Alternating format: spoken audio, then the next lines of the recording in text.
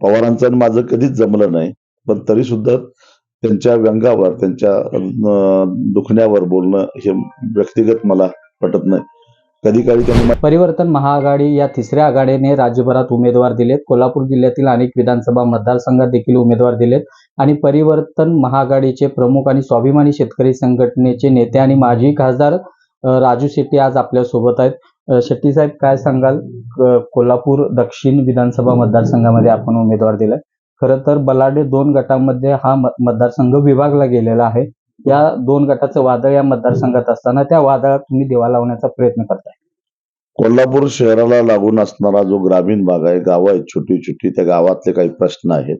हद्दवाढीच्या माध्यमातून त्यांचं ही सगळी गावं शहरामध्ये मर्ज करून त्यांच्या शेतकऱ्यांच्या जमिनीवर आरक्षण टाकणं आणि आरक्षण उठवण्याच्या नावाखाली मग त्या जमिनी खरेदी करायच्या आणि मग आरक्षण उठवायचं आणि अमाप पैसा कमवायचा, अशा प्रकारचे गुंठा मंत्री त्या कोल्हापूर शहरामध्ये तयार झालेले आहेत आणि त्याच्यामध्ये भरडला जातोय तो शहराच्या आजूबाजूला असणारा खेड्यातला माणूस. त्याला त्रास होतोय. खेड्यातले सुद्धा काही प्रश्न आहेत, पण त्या प्रश्नाकडे कधी अमल माडकांनी लक्ष दिलं नाही आणि कधी बंटी पाटलांनी लक्ष दिलेलं नाही.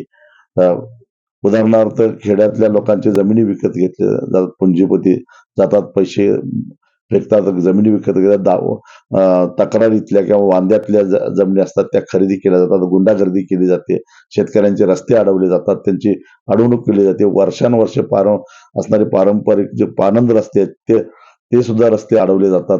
आणि हे प्रश्न घेऊन जेव्हा ही सामान्य माणसं या 2 नेत्यांच्याकडे जातात, त्यावेळी त्यांच्याकडे साफ दुर्लक्ष करतात, कारण ह्यांचे हितसंबंध गुंतलेले असतात. अशा परिस्थितीत या लोकांना एक आवाज मिळावा, या लोकांचं म्हणणं चव्हाट्यावर आणावं, या उद्देशानं अरुण सोनवणेसारख्या एका तगड्या चांगल्या कार्यकर्त्याला, माजी नगरसेवक असणाऱ्या कार्यकर्त्याला आम्ही संधी दिली आहे. आणि त्यामुळं शहरातील सामान्य माणूस आणि खेड्यातील हा सगळा पीडित ग्रामस्थ या सगळ्यांची एकत्रित एक मूठ बांधून परिवर्तन महाशक्तीच्या माध्यमातून ही उमेदवारी आम्ही दिलेली आहे.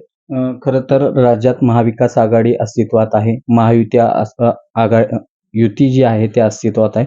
अशा परिस्थितीत एक वेगळी वाट महापरिवर्तन आघाडीनं केलेली आहे. एक वेगळं अस्तित्व निर्माण करत असताना स्वाभिमानीच्या प्रदेशाध्यक्षांनी थेट शिंदे गटात प्रवेश केलेला आहे. परिवर्तन महाशक्तीचं हे आव्हान पेलत नाही आणि अनेक ठिकाणी परिवर्तन महाशक्ती दोन्ही आघाड्यांना जड जायला लागले म्हटल्यानंतर निश्चितच फोडाफोडी होण्याचा प्रयत्न होणार हे आम्हाला आधीच माहिती होतं.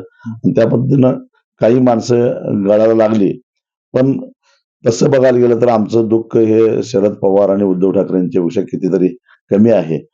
कारण 2 गेले असले तरी 2 माजी आमदार आमच्या पक्षामध्ये आलेले आहेत आणि त्याच जिंकण्याच्या परिस्थितीमध्ये येऊन टेपलेले आहेत. त्यामुळं कोल्हापूर जिल्ह्यामध्ये स्वाभिमानीची मुसंडी तुम्हाला बघायला मिळेल.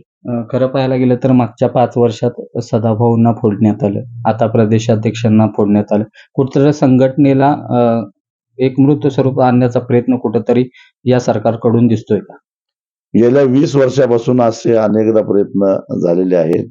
अनेकदा यांना असं वाटतं की प्रस्थापितांना की हा माणूस फोडला तर संघटना कमकुवत होईल, तो माणूस फोडला तर संघटना कमकुवत होईल, पण संघटना कधीही कमकुवत होत नाही. जसं जातात तसं नवीन नवीन तरुण या संघटनेमध्ये येत राहतात. कारण आपल्या शरीरातलं रक्त काढल्यानंतर जसं लगेच नवीन रक्त तयार होतं, तसं संघटनेतले नावारूपाला आलेले काही चेहरे फोडले तरी लगेच नवीन भरती होते, नवीन तरुणांची आवक येत असते. कारण चळवळीमध्ये तरुणांचा नेहमीच ओघ असतो, ओढा असतो आणि त्यामुळं जुना गेला की त्याची जागा घेणारा नवा कोणतरी तयार होत असतो.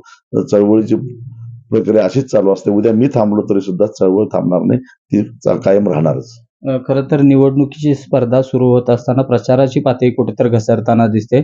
सदाभाऊंनी जे काही शरद पवारांच्या बद्दल वक्तव्य केलं त्याबाबत तुम्ही कसं पाहताय? त्याकडं तुमचं मत काय? हे अत्यंत निषेधार्ह आहे. पवारांचं आणि माझं कधीच जमलं नाही, पण तरी सुद्धा त्यांच्या व्यंगावर, त्यांच्या दुखण्यावर बोलणं हे व्यक्तिगत मला पटत नाही. कधी काळी त्यांनी माझी जात काढली होती, तरी सुद्धा मी कधी त्या भाषेत त्यांना कधी उत्तर दिलेलं नाही. कारण महाराष्ट्राची एक संस्कृती आहे. या महाराष्ट्रामध्ये स्वर्गीय वसंतराव नाईक असतील, स्वर्गीय यशवंतराव चव्हाण असतील, वसंतदादा असतील किंवा अगदी शरद पवार साहेब असतील, विलासराव असतील, हे लोक सत्तेत असताना विरोधात सुद्धा एकापेक्षा एक दिग्गज आणि मातब्बर माणसं होते. केशवराव धोंडगे होते, भाई दत्ता पाटील होते, भाई एन डी पाटील होते, मृणालताई गोरे होत्या, असे हाशो अडवाणी होते.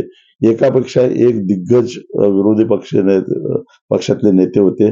पण त्यांनी विरोध करत असताना कधी आपली पातळी घसरून दिली नव्हती किंवा सत्तेत असणाऱ्यांनी सुद्धा कधी विरोधातल्या लोकांचा अनादर करण्याचा प्रयत्न केला नव्हता. ही महाराष्ट्राची संस्कृती होती. ती मला वाटतं की पृथ्वीराज बाबा मुख्यमंत्री असेपर्यंत टिकली. त्याच्यानंतर हळूहळू ती लोप पावत चालली की काय, असं माझ्यासारख्याला वाटतं. कारण मी नाही म्हटलं तर 20 वर्ष या संसदीय क्षेत्रामध्ये आहे. परंतु आधीचा काळ आणि नंतरचा काळ प्रकर्षानं जाणवतो. आणि त्याच्यापेक्षाही संतापाची गोष्ट म्हणजे अशा प्रकारचं वक्तव्य ज्यावेळी होतंय त्यावेळी त्या पक्षाचे नेते व्यासपीठावर होते आणि त्याला हसून दाद देत होते. हे अतिशय संतापजनक आहे. म्हणजे याचा अर्थ प्रोत्साहन आहे का तुमचं अशा वक्तव्याला? याला काय अर्थ नाही. शेवटचा प्रश्न. राज्यात परिवर्तन महाशक्तीनं अनेक उमेदवार दिलेत. आजी माजी आणि प्रस्थापितांचा बाजार उठवण्याची काही उमेदवारांची आपल्या तयारी देखील आहे. काय परिस्थिती आहे की कोणत्या पद्धतीने यश मिळेल? परिवर्तन महाशक्तीला महाराष्ट्रामध्ये लक्षणीय असं यश मिळणार आहे आणि म्हणूनच तो धक्का सहन न झाल्यामुळं आज आमचे कार्यकर्ते फोडण्याचा प्रयत्न होतोय. पण त्याला लोक बळी पडणार नाहीत. जेवढा चेंडू धावाल तेवढाच तो उसळी घेऊन वर येईल. धन्यवाद सर.